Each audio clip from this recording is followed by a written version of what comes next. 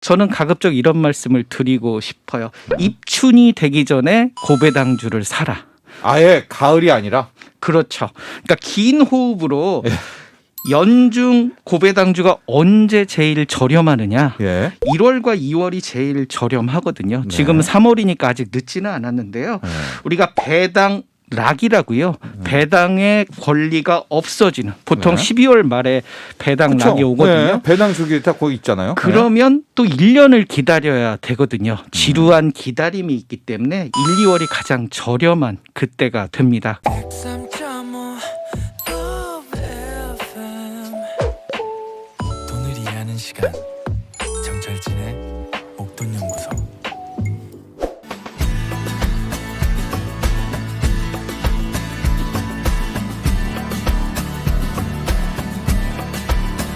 어느새 3월도 끝나갑니다. 변동성이 심한 요즘에 이 증시는 불안하지만 그래도 봄은 찾아온 것 아니겠습니까? 자, 우리의 투자에도 봄 소식이 전해지길 바라면서 오늘 꽃보다 주식이란 코너 준비했습니다. 박민수 작가와 함께합니다. 네, 안녕하세요. 박민수입니다. 이렇게 자주 또 찾아뵈니까 여기가 제 고향 같기도 하고 네, 예, 주식 어떤 맛집 네. 이런 느낌도 많이 드네요. 그렇습니다. 제가 우리 박민수 작가님 항상 느끼는 거지만 지난번 때도 저희가 보통 쭉 소개를 하고 이렇게 음악이 잦아들고요. 그리고 다시 박민수 작가님 나왔습니다 할 때 등장하시는데 역시 바로 치고 들어오는 샤크죠. 샤크. 네, 그렇습니다. 샌드 타이거 샤크라는 별명을 갖고 있습니다. 특히 특집 때마다 우리 항상 목돈연구소를 찾아주시는 최고 민수 박민수 작가입니다. 그간 어떻게 지내셨어요? 요즘 오미크론도 기승을 부리니까 건강도 좀 궁금하고 책도 어떻게 됐는지도요. 저희 그때 책도 소개하지 않았었습니까? 네. 투자 부분도 궁금하고요. 요즘 사실 출래 불사춘 뭐 이런 말들 많잖아요. 네. 봄이 왔는데 아직 봄이 안 온 듯한 주식 시장도 많이 좀 힘들고요. 네. 우리 개인적으로는요. 개인적으로는 제가 요즘 4번째 책을 쓰고 있어가지고요. 네. 하루에 2가지 이슈에 대해서 매일매일 지금 한 30일째 쓰고 있는데요. 네, 네. 힘들게 살고 있습니다. 네. 아까 방송에서 제가 네. 이 제 소개 부분을 치고 나갔군요. 네, 그렇습니다. 예. 좋습니다. 그럼 공격적인 자세, 샌드 예. 타이거 샤크 같은 부분들 그렇죠. 한번 먹이를 물면 놓지 않는다. 요즘 네. 같은 장세에서 이런 그 정신이 가장 필요하지 않나 네. 그런 생각이 특히 듭니다. 우리 박민수 작가의 여러 가지 중에 테크닉 중에 하나가 물 타는 거 아니겠습니까? 그렇죠. 끝까지 타고 들어가는 거죠, 물을. 네, 추가 매수 전략이죠. 예. 한 번 골랐으면 예. 이혼해서는 안 되는 거죠. 어. 한번 조강지처를 끝까지 책임져야 되는 거 아니냐라는 예. 거를 주식 투자에 우리가 적용을 해서 예. 이런 시장에서 흔들리지 말고 경상도 사투리로 단디 잡아 뭐 이런 말 있잖아요. 꽉 붙잡고 추가 매수 전략으로 최대한 매수 단가를 낮추면서 봄이 오길 기다릴 필요가 있지 않나 그런 생각이 듭니다. 특히 요즘에 이제 매매를 알고리즘, 이 AI가 많이 하면서 그 좋은 주식도 빼버릴 때는 막 30% 이상을 폭락시켜버리고 막 그러지 않습니까? 그거 너무 공포스러워요. 그렇죠. 이제 패시브 자금들이 네. 기계적으로 이제 샀다 팔았다 뭐 이런 이슈들이 네. 생기면서 그런데요.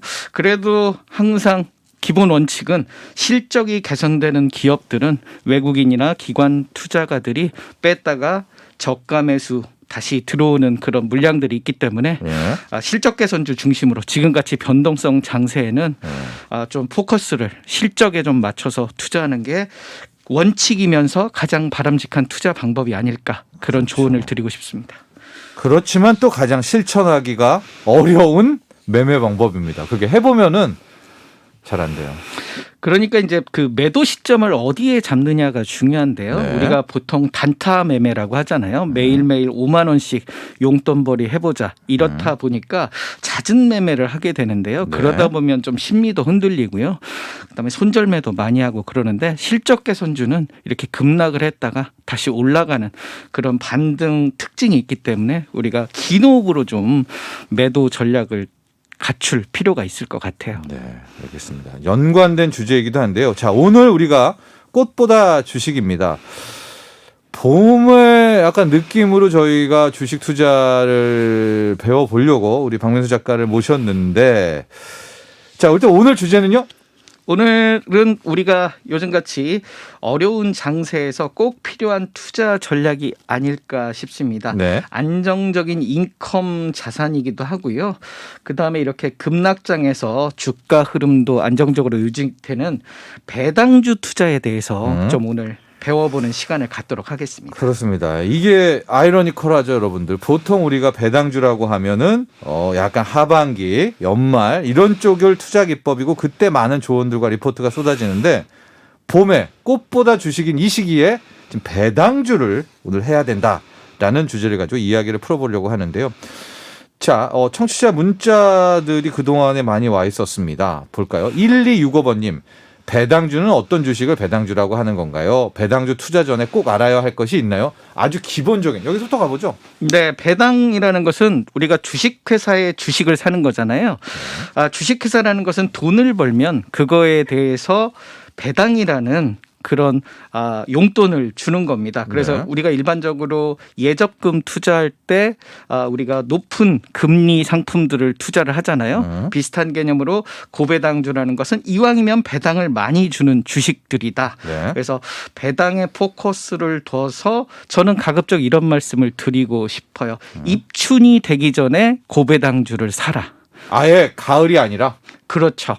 그러니까 긴 호흡으로 연중 고배당주가 언제 제일 저렴하느냐? 예. 1월과 2월이 제일 저렴하거든요. 네. 지금 3월이니까 아직 늦지는 않았는데요. 네. 우리가 배당 락이라고요. 배당의 권리가 없어지는 보통 네. 12월 말에 배당 그쵸? 락이 오거든요. 네. 배당 주기 다 거기 있잖아요. 그러면 또 1년을 기다려야 되거든요. 지루한 기다림이 있기 때문에 1, 2월이 가장 저렴한 그때가 됩니다. 그렇기 때문에 1, 2월이 주가가 제일 고배당주가 낮고요. 우리가 찬바람 불면 고배당주라는 말이 많이 있는데요. 네. 실제로 9326번 님도요. 배당주라고 하면 찬바람 불면 생각나는 건데 봄바람이 부는 요즘에 사도 괜찮은 거는 질문을 주셨어요. 네. 그러니까 연말이 올수록 고배당주에 대한 수요가 늘어나면서 주가가 상승을 하는 거죠. 네. 가령 예를 들면 1월에 사면 12개월을 가지고 있어야 되는데 네. 한 10월이나 11월쯤 사면 한두 달 만에 1년 정기예금 이자를 얻으니까 네. 그때 이렇게 주가가 오름세를 보이기도 하거든요. 그때 들어가면은 배당을 짧은 기간 내에 받는 건 좋은데 이미 주가가 많이 올라 있다는 얘기죠. 그러니까 이제 방망이를 길게 잡을 거냐 짧게 잡을 거냐. 그러니까 네. 목표 수익을 높이 잡을 거냐 낮게 잡을 거냐 그건데요. 네. 우리가 1, 2월에 사서 적어도 정기 예금의 3, 4배 이상의 목표 수익을 거두겠다 하면 네. 연초에 사서 연말에 파는 그런 투자 전략도 나쁘지 않을 것 같아요. 그래서 예. 지금같이 변동성 장세에서는 우리가 좋은 피난처이자 안정적인 투자처로 배당주를 눈여겨볼 필요가 있겠다. 예. 연초에 사서 연말에 팔아라. 라는 투자 전략으로 오늘 꼭 말씀을 드리고 싶어요. 좋습니다. 우리의 보통적인 배당주 투자의 기본은 한 10월 찬바람에 불면 배당이야 이렇게 해서 딱 짧게 들었다가 먹는 건데 오히려 박명수 작가는 긴 호흡으로 그렇죠. 1, 2월에 특히 이제 3월도 늦지 않았다. 진입을 해서 좀 오래 갖고 있지만 더 많은 메리트를 장점을 누리자라는 그렇죠. 그런 얘기죠? 2020년에 예를 들면 효성이라는 기업이 네. 있는데요. 연초 1월에 샀으면 8월 정도 해서 2배 정도 주가가 올라갔거든요. 네. 또 2021년에는 대신증권이라는 그 고배당주가 연초에 사서 또 연말까지 가면 거의 100% 정도 주가가 주가만 네. 이렇게 상승을 했거든요. 네. 그래서 1, 2월에 우리가 좀 한 20% 이상의 목표 수익을 연간 목표 수익을 노린다면 연초에 고배당주를 사면 좀 지루함은 있어요. 네. 그러니까 연말이 갈 때까지 좀 지루함은 있는데 연말이 갈수록 주가가 오르기 때문에 한 연 20% 이상의 목표 수익을 충분히 거둘 수 있는 고배당주들을 연초에 우리가 눈여겨볼 필요가 있겠다. 또 연초면 네. 고배당 뉴스들이 또 많이 나오거든요. 네. 그래서 고배당주를 선택하기도 좋기 때문에요. 꼭 노려보면 좋겠다. 네. 꽉 먹고 알 먹고네요. 주가 차익도 생기는데 실질적으로 배당도 받는 건가요? 아니면 이제 배당은 안 받고 주가로만 매매하는 건가요? 일단 그 두 가지 전략인데요. 첫 테크닉. 번째로는 예를 들면 8% 정도의 배당 수익을 얻겠다라고 했는데 내가 한 20% 정도의 주가 차익을 거두고 있다면 저는 과감하게 익절하는 것도 나쁘지 않겠다. 네. 20%의 수익을 얻을 수 있기 때문에요. 그래서 8% 목표를 했지만 20%면 되는 거고요. 아니면 한 4% 정도 또는 뭐 한 10% 정도 수익을 거두고 있다. 그러면 아예 배당을 받고 내년 이후를 또 노려볼 수가 있는 거죠. 고배당주의 장점이라고 하면 네. 주가가 내릴수록 더 좋습니다. 왜냐? 배당 수익률이 올라가거든요. 예. 배당 수익률이라는 것은 배당금을 현재 주가로 나누는 거예요. 가령 500원의 배당금을 받는데 현재 주가가 10,000원이다. 그러면 배당 수익률이 5% 정도 되는데 네. 현재 주가가 5,000원이 됐다. 반토막이 났다. 그러면 배당 수익률은 10%로 이렇게 올라가기 때문에 오히려 이렇게 하락장에서 추가 매수 전략이 잘 들어맞을 수 있는 그런 매력적인 상품이다. 그래서 저는 초보 투자자라면 50% 정도 자기의 그 투자 자산의 50% 이상은 고배당주에 집중하는 게 안정적으로 자산을 유지하면서 주가가 하락했을 때 네. 그다음 플랜 B를 갖출 수 있는 좋은 그런 상품들이 아니겠느냐.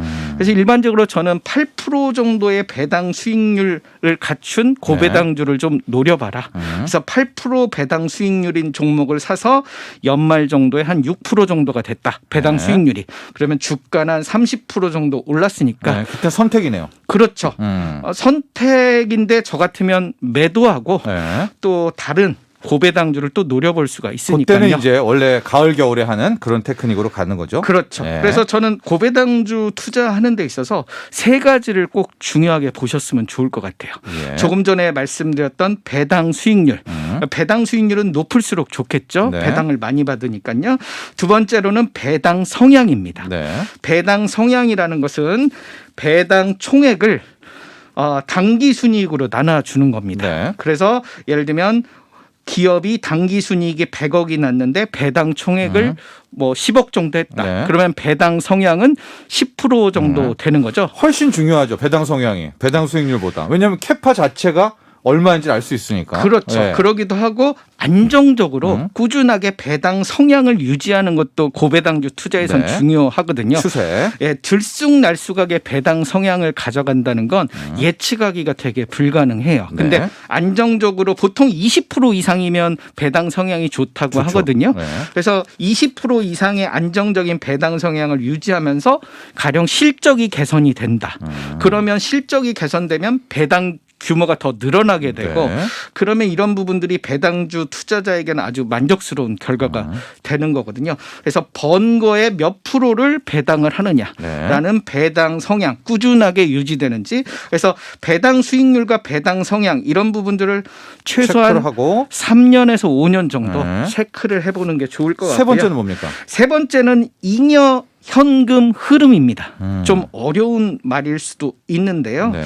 한마디로 장사로 벌어들인 현금에서 어떤 재투자하는 그런 금액을 빼고 실제로 내 주머니에 가지고 있는 현금 네. 이 현금이 많아야만 배당이 많이 할 수 있거든요. 기본이 되는 거죠. 그렇죠. 네. 일례로 삼성전자 같은 경우는 잉여 현금 흐름의 규모랑 주가가 비슷한 그런 흐름을 보여주기도 해요. 네. 그래서 우리가 잉여 현금 흐름의 50% 정도를 2023년까지 삼성전자가 배당을 하겠다 이렇게 발표를 하기도 했거든요. 그래서 실제로 현금을 많이 가지고 있는지 좀 체크해 볼 필요가 있겠습니다. 네. 이 잉여 현금 흐름은 우리가 두 가지 포인트로 쓸 수가 있어요. 배당으로도 쓸 수가 있고요. 아니면 자사주 매입을 통해서 이 주주한테 이 좋은 그런 행동들을 많이 할 수 있기 때문에 그 가능성 타진이죠. 그렇죠. 네. 잉여 우리가 배당주 투자 측면에서는 잉여 현금 흐름이 좀 충분한가 이런 부분들도 좀 체크해 볼 필요가 있겠다 네. 말씀을 드리고 싶어요. 정리를 좀 해보겠습니다. 이 배당주 투자의 일단 전략 같은 경우에 우리 샤크 박민수 작가는 일종의 좀 안전 마진으로 활용하자. 이게 무슨 얘기냐면 1, 2월에 일단은 주식을 사요. 그런 그렇죠. 다음에 이제 주가 흐름을 보는 거예요. 근데 주가가 너무 좋은 거예요. 그래서 막 20% 30% 올랐어요. 그리고 11월에 이제 다가왔는데 12월에 배당 수익률은 한 8% 7% 준다네. 이럴 때는 팔아라는 거죠. 오히려 주가 차익을 먹으라는 거 아니겠습니까? 네, 네, 그렇습니다. 그런데 이제 샀어요. 주가가 오히려 떨어져요. 그랬는데 이럴 경우에도 우리가 낙심하지 말아야 될 것은 오히려 배당 수익률이 뭐 8% 9% 준다면 그 사이에 물을 좀 타버리면 실질적으로는 배당 받는 것까지 합치면 주가가 하락하더라도 남는 장사다. 지금 이런 테크닉이기 때문에 1, 2월에 고배당주로 가라. 이런 조언이신 거죠. 네, 맞습니다. 여기에서 한 가지 더 조언을 드리면 우리가 실적을 좀 체크를 해봐야 될 필요가 있어요. 네. 그러니까 잉여 현금 흐름이나 이런 부분들이 계속 내 곳간에 돈이 차려면 실적이 계속 나와줘야 되거든요. 실적이 안 받쳐주면 고배당은 쉽지 않다. 그래서 가령 예를 들면 S-오일 같은 경우 네. 2020년에 우리가 석유 선물이 한때 제로 이하로 내려가기도 했잖아요. 마이너스 37달러 갔죠, 배럴당. 그러다 네. 보니까 이 우리가 정제 마진이 굉장히 악화가 됐어요. 그래서 2020년도에 S-오일이 배당을 못하는 그런 경우들이 생기기도 했거든요. 예전에는 8% 이상 시가 배당률을 주는 고배당주였는데 이런 우리가 실적 악화나 이런 부분들을 계속 실적 체크를 해가면서 이왕이면 실적이 개선되면서 배당 성향도 높고 배당 수익률도 좋은 여기에 잉여 현금 흐름까지 더 좋은 그런 기업들을 좀 압축해서 볼 필요가 있겠다 이렇게 말씀을 드려요. 그렇습니다. 아마 청취자분들 중에서도 좀 처음 투자하는 분들은 그런 종목을 어떻게 골라? 배당 수익률도 높고 배당 성향도 최근 3년에서 5년간 좋았고 잉여 현금 흐름도 잘 나오고 실적 전망도 좋고 이거 다 누가 정리를 해주죠. 이거 리포트나 이런 데 보면은. 이거 본인이 막 찾아낸 건 아니잖아요. 네. 우리가 증권사 리포트를 보셔도 좋고요. 네. 그다음에 우리가 포털 사이트에 보면 개별 종목에 대해서 이 압축해서 재무지표들을 이렇게 나열해 주거든요. 그래서 지금 말씀드린 배당 수익률, 배당 성향, 잉여 현금 흐름도 그 해당되는 종목을 찾아보면 다 나오기 때문에 쉽게 찾을 수가 있고요. 포털에 고배당이라고 치면 또 고배당주들을 이렇게 일목요연하게 배당 수익률별로 나래비를 세우거든요. 여기서 또 주목할 것은 일회성 고배당이냐를 좀 체크를 해봐야 돼요. 그럼 안 되죠. 그래서 가령 M&A를 이렇게 하는 경우 일시적으로 이 투자금이 회수할 필요가 있거든요. 그러면 고배당으로 몇 년간 하다가 투자금 회수가 끝나버리면 고배당이 줄어들 수도 있고요. 그다음에 최대 주주가 돌아가시면 이 상속 이슈로 상속세를 최대 60%까지 내잖아요. 이런 상속세 재원 마련 때문에 일회성 고배당을 몇 년간 하는 경우들도 많습니다. 그래서 상속세 같은 경우는 5년간 6번 나눠서 낼 수가 있거든요. 요즘에요. 그러다 보니까 이제 5년 동안 상속세 납부를 위한 고배당을 하고 그 기간이 끝나버리면 배당을 줄여버리는 그런 경우들도 있기 때문에. 근데 또 역으로 그때를 타는 것도 괜찮겠네요. 그게 걸려 있다면은. 그렇죠. 아무래도 이제 그런 고배당 이슈가 있기 때문에 그 기간 산정을 좀 잘 해서 그 안정적으로 그 기간 동안은 고배당이 가능하다. 그런 측면에서 좀 접근해 볼 수도 있는 거죠. 네, 그렇습니다. 자, 그렇게 해놓고 우리 샤크 박민수님은 실적까지도 하나 다 결합하면 배당 수익률, 배당 성향, 잉여연금 흐름 플러스 실적 딱 이렇게 하면 완벽한 고배당주의 선택이 될 수 있겠다. 시간은 거의 다 됐는데요. ETF로 접근하고 싶다. 있죠? 가능하죠? ETF로 충분히 우리가 이제 ETF의 장점은 여러 그 고배당주를 10개 이상 모아놨기 때문에 개별 기업의 리스크가 상대적으로 적잖아요. 그래서 고배당주를 선택하고 싶은데 어떤 거를 골라야 될지 좀 망설여진다. 그러면 고배당 ETF로 접근하시는 것도 방법일 수가 있을 것 같아요. 그래서 우리가 고배당 ETF는 주로 고배당이라는 이름이 들어가거나요. 아니면 금융 섹터들이 고배당주들이 많이 있거든요. 그래서 뭐 금융, 증권, 은행 여기에 우선주들 또 로우볼이라고요. 이게 뭐 볼이라는 것은 volatility 변동성이거든요. 낮은 변동성. 그래서 그런 이름을 가진 ETF들이 일반적으로 고배당 ETF다. 그리고 리츠 부동산 인프라라는 대표적인 그 고배당 ETF가 있어요. 리츠나 맥쿼리 인프라나 뭐 맵스 리얼티 원 이런 기업 기업들을 이런 주식들을 담고 있는 건데 오늘 뭐 시간이 없어서 네. 위치에 대한 이야기는 많이 못 드렸는데 네. 이런 ETF들을 한번 주목해 보시는 것도 미국 같은 경우는 MSCI 리츠라는 네. ETF도 있어요. 네. 이런 부분들을 좀 주목해 볼 필요가 있을 것 같아요. 알겠습니다. 자, 지금까지 샤크 박민수 작가와 배당주에 대한 이야기 나눠봤는데요.